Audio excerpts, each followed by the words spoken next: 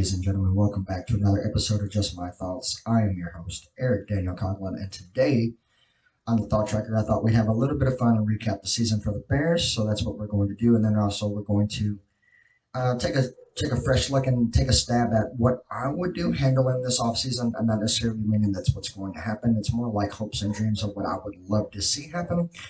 So that being said, let's get started. All in all, we went finished the season 8-9. We fell short making the playoffs, and I made the bold prediction that we'd go 12-5. So the significance is I still look at this season as a successful season, considering last year we won 3 games. Last year we were 3-13. This year we're 8-9. So that's a huge, huge upgrade for the team. Also, that being said, that 12-5 record that I gave you guys way earlier in the year, or last year actually. Happy New Year's, guys. We've already had broken in the new year since the last time you seen this space. So how you guys doing? I hope that all went well for all of you. I hope everyone enjoyed their holiday and had a hell of a time breaking in the new year. And I hope that so far the first 2 weeks of the new year has gone pretty well for everyone. I can say that it's gone pretty well for me. So I can only hope that it's doing the same for everyone out there watching the show.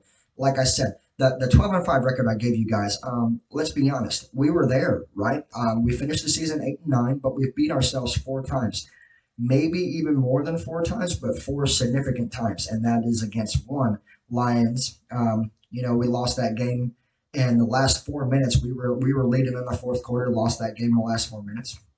Denver, again, leading that game the whole entire game, blew up and lost that game in about 6 minutes. We let Russell Wilson just throw the ball all over us. How about the New Orleans Saints game? Again, we led that game the whole entire time and lost in the last 2 minutes. They went in a 2 minute offense and scored. We couldn't stop them, and they beat us. And then again, and this is like tips off to us because we were actually in a game I didn't think we stood a chance in the Cleveland Browns game. Who almost won their division, who's the fifth seed in the AFC, who's probably going to advance into the second round of the playoffs. Needless to say, we had Cleveland's number, the Browns' number, and about 4 minutes left in the fourth quarter, they beat us. So that's 4 significant losses that we lost 4 times in the fourth quarter with a lead this year, which knocked us, completely out of the playoff hopes, knocked us completely out of winning our division. It crushed our hopes and dreams, and we did it to ourselves. Anytime that you lose a game in the fourth quarter, knowing that you have a lead and knowing that the game's about over, you lose in the last 4 minutes of a game. It's crushing for fans, and it's almost disappointing for the team. I mean, not even almost. I mean, it's flat out disappointing. So my 12-5 prediction really wasn't that far fetched. Like everyone thought that, oh, you're crazy. I don't think you guys are going to do that. I can see you guys winning 6 games. You guys were way wrong on that. Even though we only won 8, we played a lot better and we were a lot stronger than a 6-win team. And I knew that right off the jump.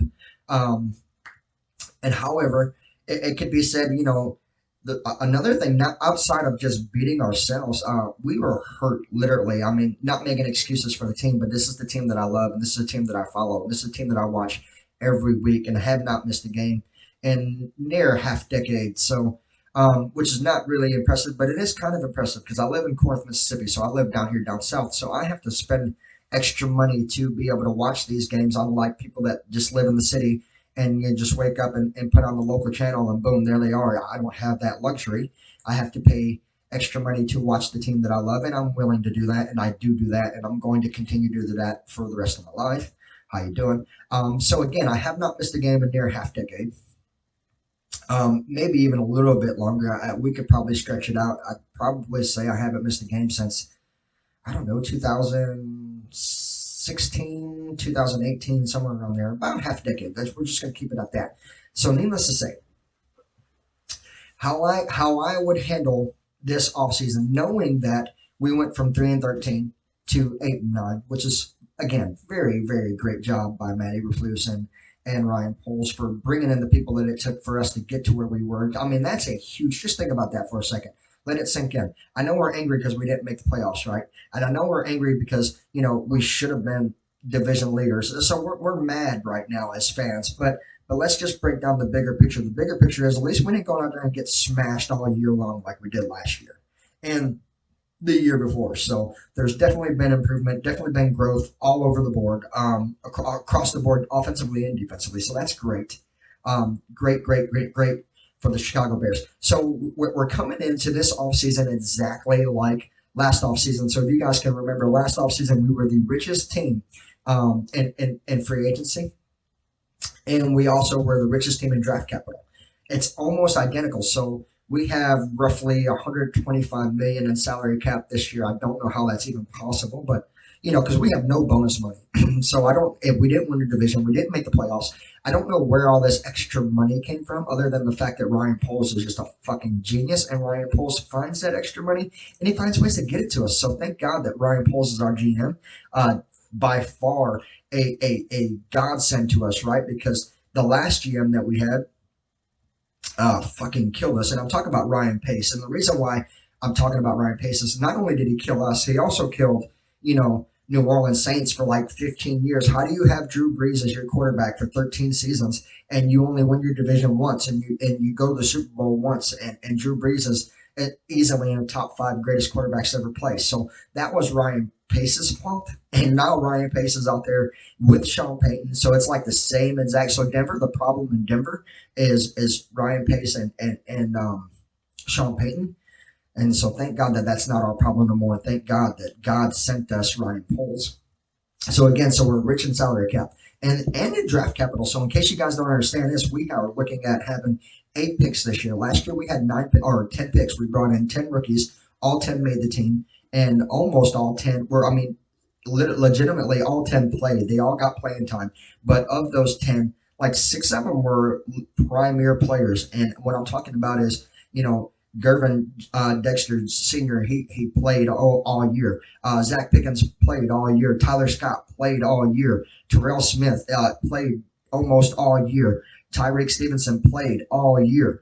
Who else was a draft pick? Oh yeah, how you doing? Darnell Wright played and started all year. Actually, Darnell Wright didn't even miss a game. Not only did he play all year, he started all year and played fucking 17 games. Great job. Great draft class, by the way. We have to tip my hat to Ryan Poles again and Matt Eberflus again for the 10 rookies that they brought in last year. Every freaking one of them were outstanding. Even Noah Sewell did he did us justice playing on special teams this year. Did miss some games. He didn't play all 17 games, but he did. He was a a legitimate fix in the secondary, our special teams. So that was good. So that was great. And we're looking at the same thing. So 10 picks last year. We got 8 picks this year. Last year we had about 146 million in salary. We have 124 in salary this year. So we're looking at the same exact thing. And this is why it's glorious. It's glorious because last year, with that 148 million that we had, he completely reshaped, rebuilt, and reformed the defense, which finished in the top 5 defenses in the NFL at the end of the season. Now, it didn't just click like that. It took some trades and it took some, and multiple trades. A lot of people talk so much about the Montez Sweat deal, and that's a big deal. And I'm glad that that happened. And I love Montez Sweat being on the team. But people forget, we didn't pick up Yannick to week 5. We played the first 4 games, the first month without Yannick, and then made a deal to pull Yannick in, and then Yannick, finished out the season except for the last 2 games. He missed the last 2 games for us, but he was a plug-in starter from the jump. The man showed up a month into the football team, or a month into the football season, shows up, gets plugged in as a starter, and performs all year long, gets hurt toward the end of the season. So again, not only did we have a great offseason as far as free agency goes, we also had a great draft class, and we also had great, brilliant, defensive trades. Yannick, if we don't bring back Yannick, I'd be a little bit disappointed. And we're going to get into that too, how we're going to handle this offseason, how I want to handle this offseason if I were Sir Ryan Poles. And we're going to get into all that. I'm just giving you guys a recap of what we did last year and how it all paid off. So Montez Sweat was a big deal. Yannick was a big deal. So they fixed the entire defense last offseason. Therefore, and it paid off, like I said, top 5 defenses, even though we're not even a playoff team, we still are in the top 5 best defenses in the entire NFL. There's 32 NFL teams in the NFL, right? So of the 32 teams, we're in the top 5. That's fucking phenomenal. Very, very phenomenal. As a matter of fact, in most categories, in a lot of categories, run defense, we're number 1. Pass defense, we're number 2. but it all broke down to summing up. We're in the top five overall. So that's again great. So this offseason, I would like to see the same exact attention, but on the opposite side of the ball. So I look at the draft class and I see, first of all, look at the team outside of the defense. Defense is A plus plus, perfect. Don't change nothing. What does that mean, Eric? That means when you look at the free agencies that we have 15 free agents coming up this season. All right. On the defensive side of the ball, you're looking at five or six of those guys, and I'm going to name them out to you. But we're gonna just go ahead and do it right now. So Yannick is a free agent. Eddie Jackson is a free agent. Jalen Johnson is a free agent. And Dylan Cole is a free agent. So this is what I would do. I re-sign Yannick for a 3-year deal. I re-sign Eddie Jackson to a 3-year deal. I max sign Jalen Johnson to a 5-year deal. And then I'll look at Dylan Cole and I'll ask him, I was like, look, my linebacker core is so damn good. I don't know what you have to offer me because all you did was play special teams this year. So if you're not willing to play for cheap, I'm not willing to resign you. A rookie can come in and do what you did last year. All Dylan Cole did was played special teams, and that's the truth about that. So he's not premier. The rest of them are. Yannick was a starter since day one after the trade. Eddie Jackson got beat up all last year, so he only got to play about half the damn season, and he's been our number one guy, number one secondary player for the last 7 or 8 years. So you got to keep him. It's called respect. And then during this draft, we're going to get to that in a little bit, but during this draft, find his replacement, right? We already know that, but we're not talking about replacing him this year. We're talking about replacing him 3 years down the road. So you give Eddie a 3-year extension. And then Jalen Johnson is the number one corner in the NFL. You don't let the best defending corner walk away, especially when you drafted the guy, especially when he's given you everything he's got all 4 years. And he's never bitched, never cried, never complained. And just look at everything he did this year. He had legitimately had a shot at leading the NFL in interceptions this year, which I predicted, by the way. I said Jalen Johnson would lead the NFL in interceptions. He was right fucking there, really fucking close. Had a couple too many drops, about 3 too many drops. If 3 of them didn't get dropped, he'd been the number one guy. So that was great by Jalen Johnson. So you re-signed that guy. You re-signed all 3 of them. Yannick, nowhere. He's not going nowhere. Eddie, not going nowhere. Jalen, definitely not going anywhere. So that's how I would handle that. As far as my upcoming defensive free agents, keep those guys. Again, Dylan Cole, if he's willing to stick around for cheap, if Dylan is willing to be like a special teams captain, I might even keep Dylan Cole. Might not lose a defensive free agent this year, but then everyone else has got to go. So I can build an offense through the draft and through free agency. So when you look at the free agents this year that are not on our team, and you look at the team, what we need on our team, we need wide receivers, right? And I said plural for a reason. So you look at the wide receiver group that are free agents, Gabriel Davis, or you can sum it up. It's Gabe Davis, number 17, or not 7. Yeah, he might be. I'm not sure what Gabe Davis's number is, but he's wide receiver out of Buffalo, number 2 wide receiver out of Buffalo. You look at T. Higgins, who was 85 for the first 2 or 3 years in the season or of his career, and then he changed his number to 5. I think he's just a single, number 5, T. Higgins out of Cincinnati. I'd love to snag that guy up. Love to take a shot at T. Higgins. He would be my number 1 guy coming into the offseason after signing my agents, after bringing in the people that I'm going to keep off of my team, the 4 guys I just named. After keeping those guys, the very first person I call would be T. Higgins. If T. Higgins says no, or T. Higgins is not available, then I take a shot at Gabe Davis. If Gabe Davis is unavailable, or just flat out says no, that we can't afford him, or he wants to be a big name player, whatever, I might even be willing to take a veteran shot, not a huge contract, a veteran contract, which means you get them a little bit cheaper because they're a little bit aged, and Mike Evans. So their names are galore. Curtis Samuel, who was the slot receiver last year for the Washington Commanders, it may even be in relation to Deebo Samuel. I'm not exactly sure. I haven't done my homework, but Deebo is a Samuel and Curtis is a Samuel, so there might be opportunities there for them to be related. Either which way, the dude is a solid slot guy. Would probably definitely be easily to replace Darnell Mooney. Not that I'm 1,000% sure that I want to replace Darnell Mooney, but I'm 1,000% sure that I want to replace Darnell Mooney, and we'll break that down in a little bit. So I'll explain that a little bit later. So number one target, regardless, throughout free agency, is find a wide receiver. Maybe find two wide receivers. All right.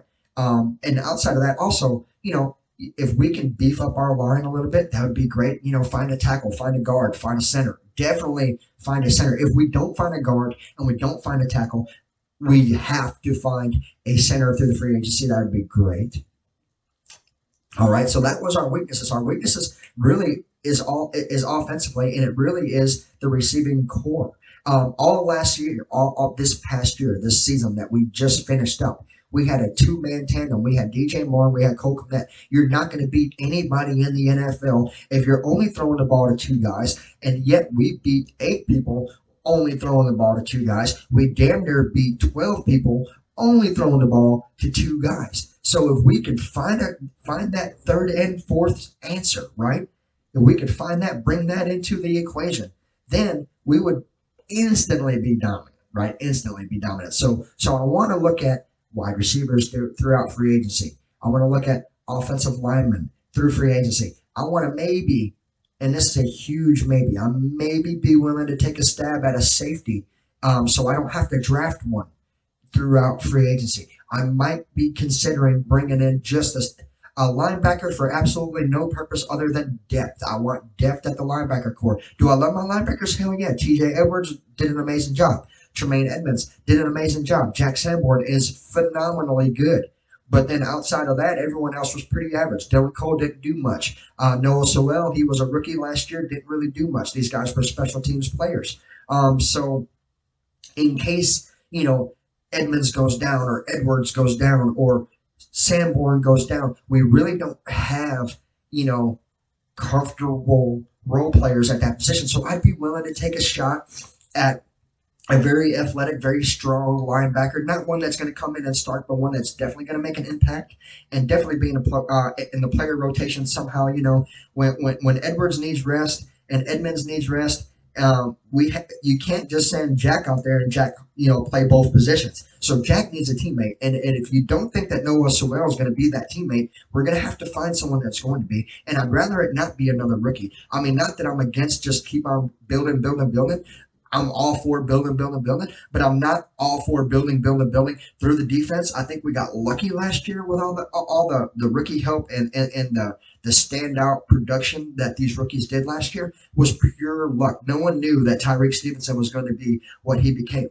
That was that freak luck by the Chicago Bears and grace of God for the Chicago Bears that Tyreek Stevenson was as explosive and dominant as he was. So we got lucky, and you can't always expect to get lucky. You can't just say, "Oh, I got a brand new rookie. We're going to be badass." You can't just say that because they're the first year in the league. You don't know what's going to happen, and that's the dominant truth. That's why I'd be willing to look at through free agency someone that's been around the block and knows how to play the game, knows the league, knows what's up, and understands that, hey, I've got stars in this defensive locker room. I don't need another star. I need a glue player, a guy that can just plug in and play. Be like Yannick, minus being a starter. Be like Montez Sweat, minus being a starter. You can be a star in this NFL league, and you can be a star in this locker room without being a leading tackler on this team. And that's the kind of guy we need to find. Even if he's aged, I would take a 32-year-old linebacker. Fuck, I'm 35 and I run good. I'm going to tell you, I don't get in a lot of foot races these days, but I would not fear getting into a foot race these days at the age of 35. So I would bring in a 32-year-old backup. Hell, I would bring in one that's already been here before. If you're considering the fact that Leonard Floyd is coming up to be a free agent this year, why not bring him back? Why not plug him into the roster and see what he can shake up? Because this is the reason about Leonard Floyd. Not only would he be an outside linebacker, he'd also, help the defensive line. He might could, be a defensive end.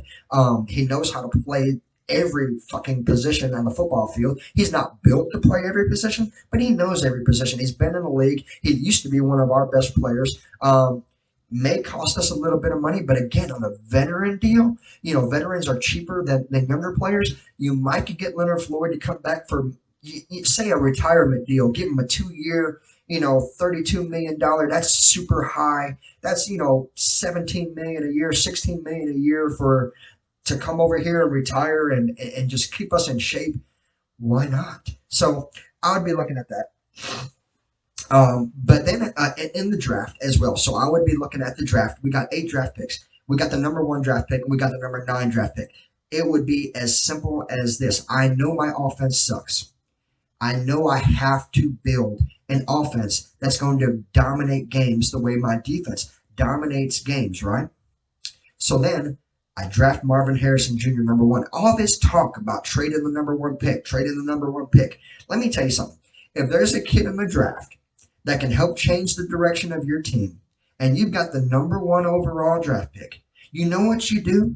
You get the kid that can change the direction of your team. The hell with trading the draft pick. What the fuck do we look like if we trade the damn number 1 draft pick to somebody and they're like, oh yeah, I promise you we're going after a quarterback. And then the next thing you know, on draft night, drafted number 1 overall, Marvin Harrison Jr., and it doesn't go to the Bears, then we look like a fucking joke. We have to have wide receivers. Marvin Harrison Jr. is definitely the best wide receiver coming into this draft. Why not use that number 1 draft pick on Marvin Harrison Jr. and say the fuck with anybody that says to trade it? You don't trade the number 1 pick when the number 1 pick can change your team. Period. It's just common sense. It's football knowledge. You know you got to have a guy that can catch the fucking ball. You know you have the opportunity to get that guy that can catch the fucking ball. You sure that opportunity and you draft Marvin Harrison number 1. That's what I do. And then you wait. I don't know, how long would it take? Usually you're on the clock for 15 minutes, whereas so in about an hour. So you wait about an hour. You wait about an hour and a half. It's your turn all over again. You hope and you pray that someone else that can catch the ball and someone else that's got a big body and be a nice target is still available, like Brock Bowers. And then you draft Brock Bowers. So then you draft Marvin Harrison Jr. number 1.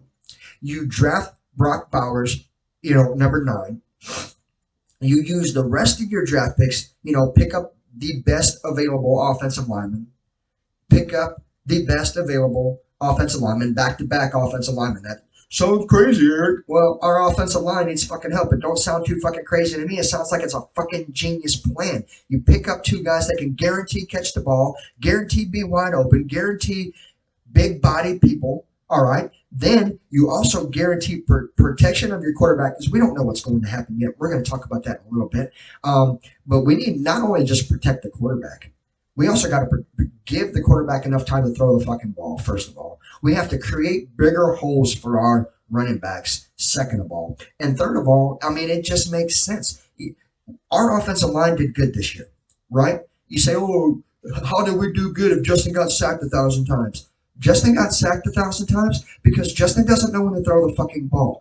That is Justin's fault, not the offensive line's fault. Truth is, offensive line this year was probably one of the better offensive lines we've had in near a decade. And that is the ball's honest truth. Again, I haven't missed a game in 5 years. Again, I've been a Bears fan, a diehard Bears fan since the age of 13.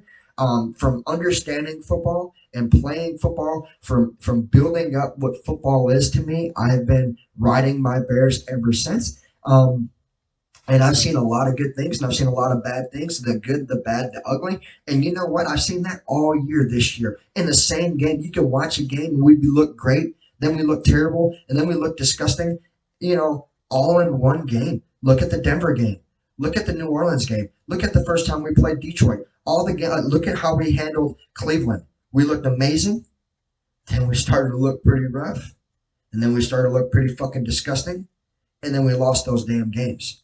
So that's why you use your early draft picks to beef up that line. Then, so we're on pick 5, pick 6. This is what I do. I touched on Eddie Jackson getting old. So you want to strengthen that secondary. Our secondary is great. Hey, I love Jalen Johnson. I love Kyler Gordon. I love Tyreek Stevenson. I think Terrell Smith did a great job. However, and Brisker. I'm not going to count out Brisker either. Brisker gets sacks. Our fucking strong safety led us in sacks last year. and was probably third in the team this year in sacks. Jabron Brisker is no fucking Brisker is no joke. Brisker's a bad mama jamma. So why not strengthen that? So why not find a guy with that fifth pick and get the best available safety? That sixth pick, get an inside linebacker. That seventh pick, go back and get another wide receiver. Hey, there's no rules to who we pick up, right? The only rule in the NFL draft is to make your team better. If you have the opportunity, your seventh, eighth, ninth pick, after you already filled your holes on the offensive line, after you've already guaranteed sure hands with Marvin Harrison and Brock Bowers, after you strengthen your secondary with a very nice free safety available, then you strengthen the depth of your linebackers. You go on and pick up a linebacker. Why would you not pick up another wide receiver? Hey, newsflash, guys, I already told you this once in this episode. Obviously, I got to tell you again. We had two people catching the ball last year. So, yes, why not draft two wide receivers? Well, Erick, didn't you just say you want T. Higgins? Yes, I want T. Higgins. Oh, yeah. I think the whole fucking world wants T. Higgins. That's the damn problem. T. Higgins is not a guaranteed thing. But in the draft, it's a guaranteed thing. You sign these kids go to your fucking team. That's how it works. Nothing's guaranteed in free agency, but everything is guaranteed in the draft. Keep that in mind. So with that seventh pick, a wide receiver. With that ninth pick, hey, this is going to sound stupid, right? But what I'm about to say ain't even going to make sense. I'm going to say it anyway. Why not a fullback? Why not strengthen this offense, people? And with that would be it. We got 8 picks, right? So we're talking wide receiver, tight end, center, guard, safety, inside linebacker, wide receiver again, and fullback.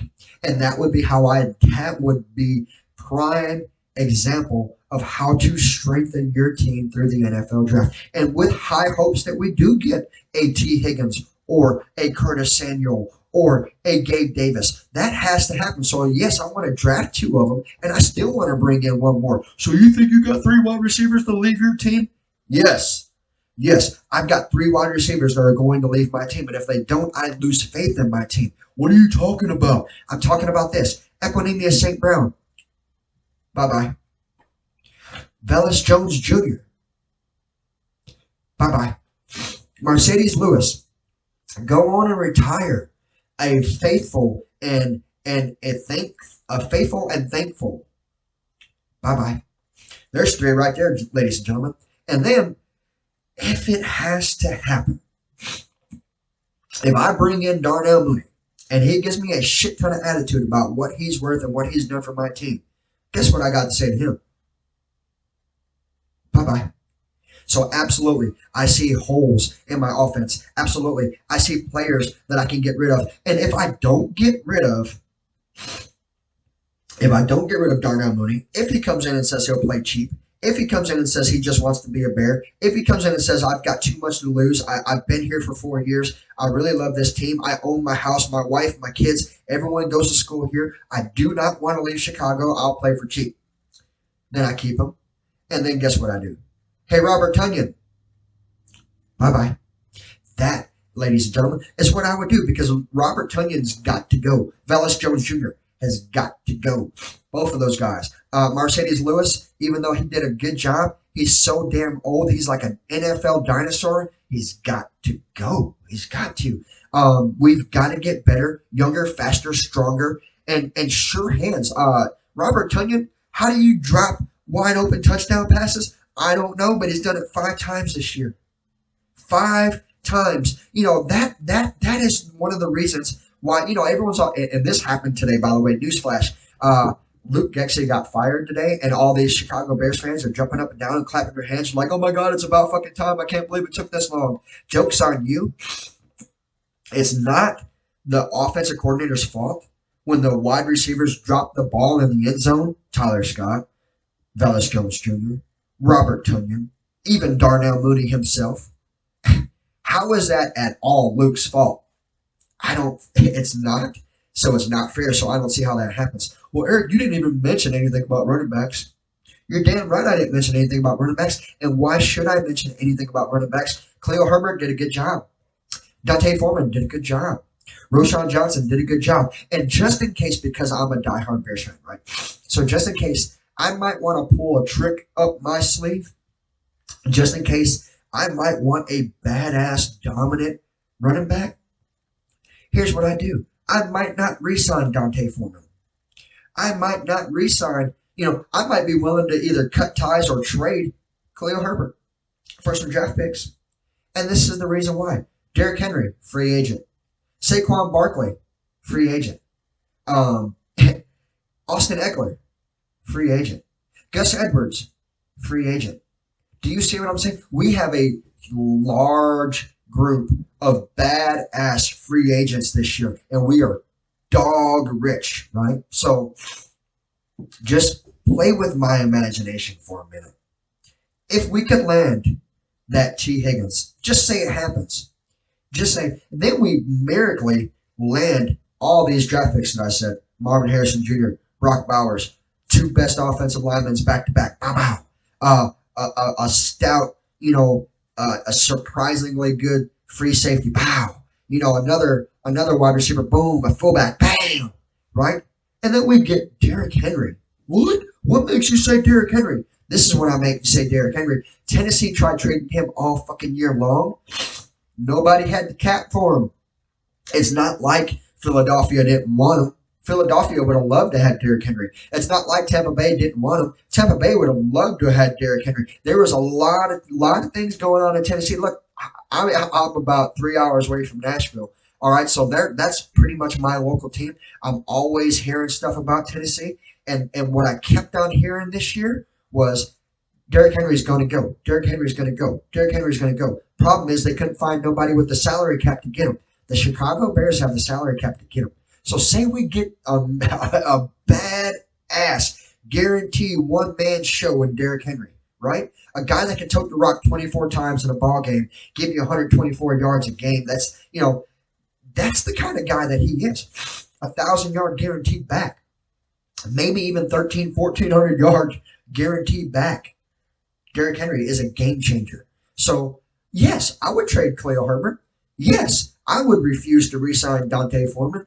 And I don't have to worry about Roshan Johnson because he's still on rookie contract. You damn well better believe I take a shot at Derrick Henry because that's what we're used to. Matt Forte, Thomas Jones, Walter Payton, Gale Sayers. Do you feel where I'm coming from? Cedric Benson was a bust, but had ceiling up to here. It sucks because Cedric Benson was supposed to be one of our franchise guys that stayed around a long time, but he tore his ACL, and then 2 years later he broke his foot, and then he stayed hurt all the time. Cedric Benson never really got to do anything for us, right? So that's the truth about that. But again, Cedric Benson was predicted to be a one-man show. That's what we like, right? That's what Bears fans need. That's what Bears fans want. That's what the organization deserves. We deserve a one-man wrecking crew, and we don't have one. We used 3 running backs to bring up numbers that we've used to see on a one-man. Again, Matt Forte. Again, Thomas Jones was excellent. Again, Walter Payton, one of the greatest of all time. We're used to a one-man show. So Derrick Henry would bring that. Well, what if we can't get Derrick Henry? Well, what if someone just barks up and he gets lucky and goes to his home team? What if Baltimore says, hey, we'll make you fat-ass rich? Well, okay, what if all that happens? He's not the only free agent that's good. Austin Eckler is amazing. Saquon Barkley is very amazing. And Saquon is not like a beast like Derrick Henry, but Saquon, so he can catch the ball out of the backfield. You can use him as a backfield wide receiver. That's great. He can fit through any offensive line, defensive line. I mean, he can run through the middle. It doesn't even matter, right? Because, he's a little bitty guy. You think because he's so little, he's going to get knocked the fuck out, but he never does. I've never seen anybody just go in there and knock him clean, mop the floor with Saquon Barkley. I just never seen that happen. Newsflash, you're never going to see that happen. Saquon Barkley is incredible. Austin Eckler, again, incredible. So yes, I would be willing to ship off Khalil Herbert.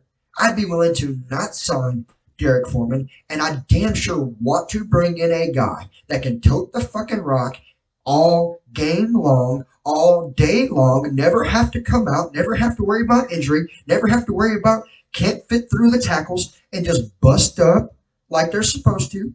Give me, you know, anything over 1,000. That's always been the marker. 1,000 yards has always been the marker. So you give me 1,200, 1,300, 1,400, 1,500 yards. I'm gonna fall in love with you, and I'm gonna make you fucking rich, because we have the salary cap to do that.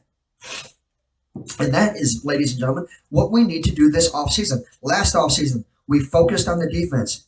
A plus plus did a great job. Even on that great job, won 8 games, over doubled our production from last year. Phenomenal job. That has to happen again on the flip side of things. We have to beef up this offense. We have to rebuild, reshape, reform this offense and let go of the dead weight. Vallis Jones Jr., you're dead weight to me. See you later. Robert Tunyon, you're dead weight to me. See you later. Mercedes Lewis, I love you, but I don't respect you. Bye-bye. All your older veterans on the offensive line Lucas Patrick, do you guys remember him blocking his own teammate? That happened in week 6, happened again in week 8, not just once, in 2 different games, a couple weeks apart. This man literally went in the wrong direction and ruined our plays and hit his own teammates. Lucas Patrick, bye-bye. Patrick Scales, you're 37 years old. Bye-bye. We've got to trim the fat.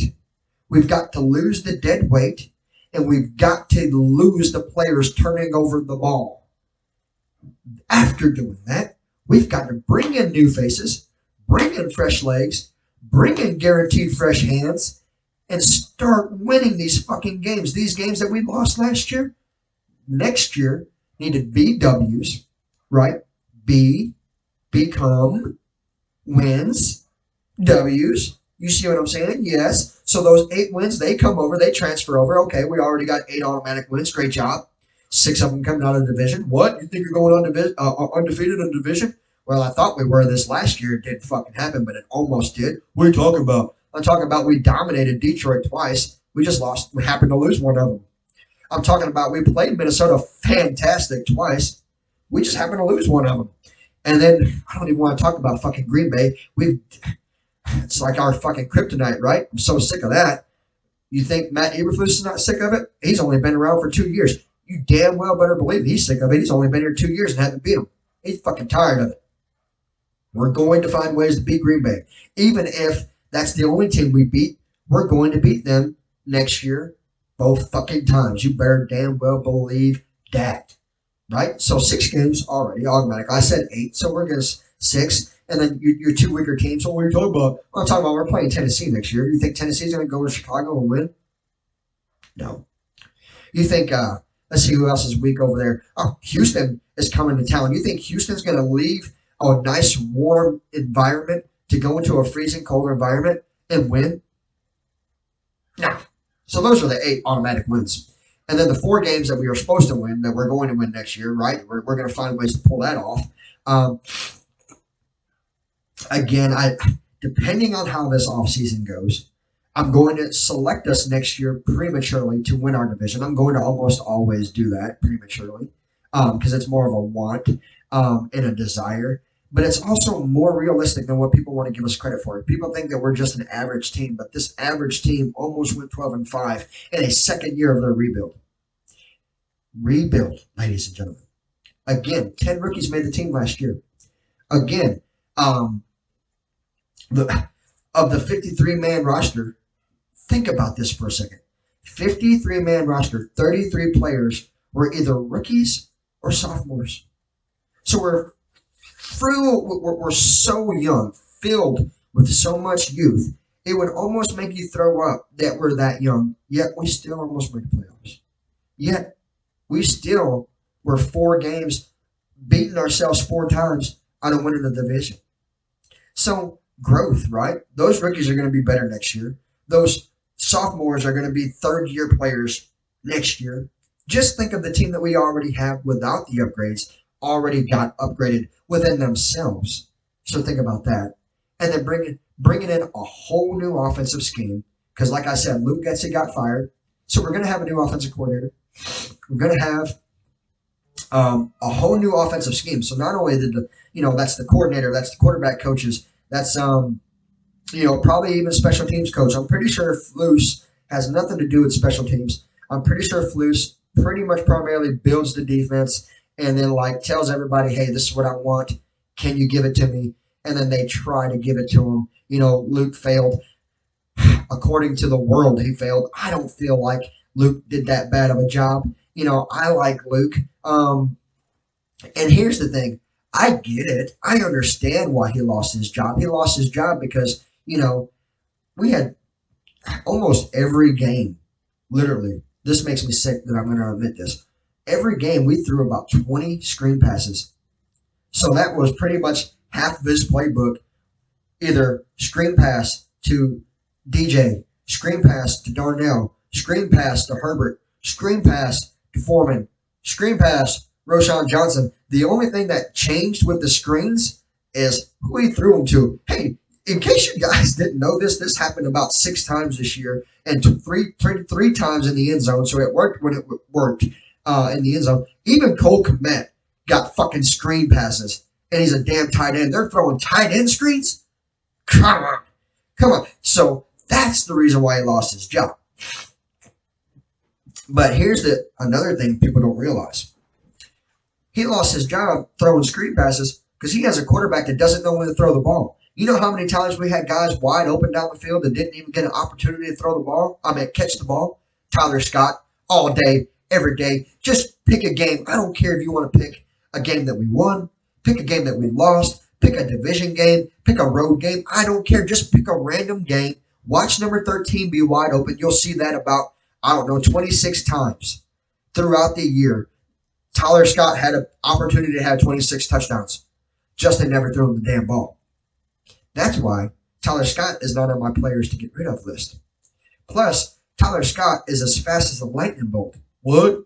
I said he's as fast as a lightning bolt. There's only one player that can outrun Tyler Scott on the team. Do you know who that is? Justin Fields. And we don't even know if Justin Fields is coming back. We don't know if he's getting extended. How do we handle that? Let's talk about this because it's getting late. We're running about 42 minutes here. I really overshot this episode, and I appreciate all of you who are still with me, still watching. Thank you guys. This is how I handle Justin Fields. After rebuilding this whole entire offense through the draft and through the free agency, after retaining the key players that you cannot lose defensively, after all the smoke said and done, there's only one big question left to do. What do we do with our quarterback? Well, it's simple. He's still on rookie contract, right? Absolutely. Rookie contracts last 4 years, right? Absolutely. If Justin Fields wants to get paid, if Justin Fields wants an extension, if Justin Fields wants to be the face of the franchise for the Chicago Bears, this is what he has to do. Win my division, first of all. Go undefeated in the division. Second of all, go to the playoffs guaranteed spot by winning the. That's how that works. You win your division, it's guaranteed spot. Just ask Tampa Bay how you doing. Which I told you so, by the way. So he has to win a division. Go undefeated in the division would be a bonus.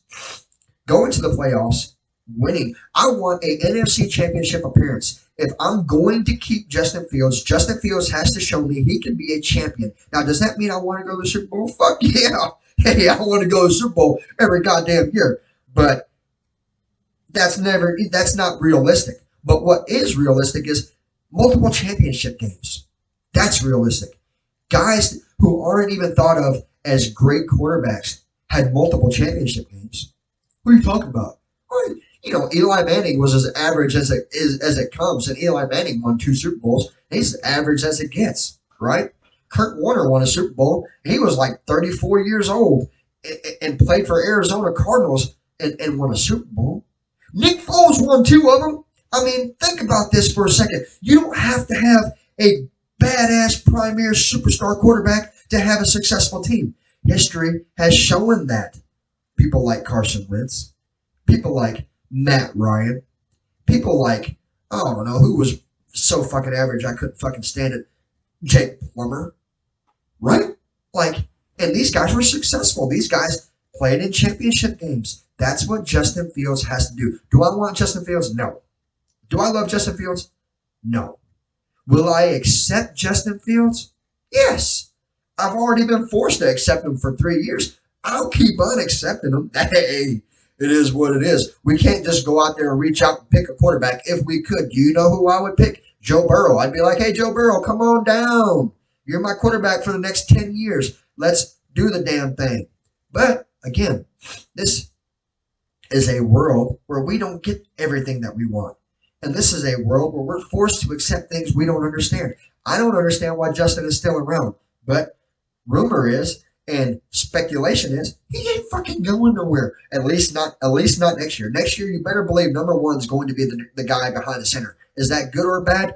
I don't fucking know. I think it's a terrible decision, but I think it's a decision that I can live with and I can accept if he goes undefeated in the division. If he takes us to the NFC Championship game. Now, you think about that. I'm not saying go to the Super Bowl. I'm saying win 2 playoff games. Damn sure saying that. He owes me 2 playoff games, right? Why? Why does he owe me 2 playoff games? Because he took Mitchell Trubisky's job, and Mitchell Trubisky brought me to the playoffs twice, right? So Justin hasn't done anything to solidify that he's better than Mitch. And he's going into his 4th year still on contract without that extension. I will not, if I'm Ryan Poles, if I'm Matt Eberflus, and if I'm Kevin Warren, if I'm the whole goddamn organization, I'm all three on the same page with Justin Fields. I will not pay this guy until he brings me a championship opportunity. Period. That's how I handle the Justin Fields thing. Now, if we fucking suck next year, if we fall short, if we don't win a division, if we don't go to the playoffs, if we don't make it to an NFC Championship game, Justin Fields is out the fucking door, and it's that damn simple. I mean, for everyone that loves the guy, you have to realize he's only won 12. I don't even think he's won 12 games. I think he's won 10 games in 3 fucking years. How do you love that guy? 6 this year, because we went 8-9, but Tyson won 2 of them, so he won 6 games. Plus, he won 3 last year. Plus, I don't know what he won his rookie year. I don't even remember what he won. 3. So 12 games. He's won 12 games in 3 fucking years. That's 4 games a year, ladies and gentlemen. And you want to tell me he's the answer for the franchise? I tell you this: quit sucking his dick. Is it popular to say? No. Am I pissing people off? Probably. Do I fucking care? No. Why? Because I love the Chicago Bears. Because I want the Chicago Bears to win. And because he is not winning games. 4 games a year is trash level. And you guys say he's on an elite level. An elite level is winning 11 games a year. You know, a pretty good level is winning 9 games a year. A badass level is winning 12, 13 games a year. There's quarterbacks that are doing that. Josh Allen, Joe Burrow, Lamar Jackson, Patrick Mahomes. Hell, I'm gonna sum this up for you guys right fucking now. Gardner Minshew won 10 games this year, 9 games this year. And Gardner Minshew was talked about as a player that is exiting the league. Like, you know, he's been a backup. He's never been a starter his entire career until this year. And the only reason why he became a starter this year is because Anthony Richardson got hurt. If Anthony Richardson doesn't go down, Gardner Minshew retires after this year. And then because Anthony Richardson goes down, Gardner Minshew put himself on the map. You know, a guy that was supposed to retire blows up. Hey, look at the Baker Mayfield situation. Everyone said, oh my God, he sucked so bad. The biggest bust of all NFL history. That biggest bust of all NFL history that everyone keeps on talking about took the Browns to the playoffs twice. And his first year as a starter with the Tampa Bay Buccaneers wins the division just like I said he would. So this elite quarterback that we're supposed to have, this Justin Fields, number 1 is the one that I've been hearing for 3 fucking years, isn't the one. And I'm still willing to accept it if he can just show me something. Show me you can win more than 4 fucking games, buddy. And I'm not talking about 6 that you won this year. I'm talking about 12 fucking games. I want to have a 12-5 record. I want to have a 13-3 record. I will accept an 11-6, a 10-7. I want a division title. I want an NFC Championship opportunity. I want greatness. Or I want you the hell out of here, because I'm telling you, in my mind, in my opinion, in my understandings of football, I think if we rebuild this offense, revamp this offensive line, strengthen the defensive core. I think Tyson Bagent could do all the things I want as for from a quarterback perspective. Let me tell you guys something about Tyson Bagent. Do you guys know that Tyson Bagent only started 4 games and has 876 yards? He almost passed for 1,000 yards in 4 games. And you're like, well, that's just over 200 yards a game. Isn't that what Justin Fields is doing? Tyson Bagent, a no-name rookie, a walk-on, undrafted free agent, averages what Justin Fields averages. And Justin Fields is considered elite, and Tyson Bagent is considered lucky. Do you see this? Do you see the comparison that people make? Like what people say about Justin Fields and the actual numbers prove about Justin Fields. All I can tell you guys is this. If we don't find a real franchise quarterback within the next year and a half, we're not going to have a franchise at all, ladies and gentlemen. And that's how I'm going to finish the show. Ladies and gentlemen, if you enjoyed the show, if you like what you heard and you enjoyed what you see, always feel free to cash at me, Erick Coughlin, hashtag Coughlin Pride. Have a nice day.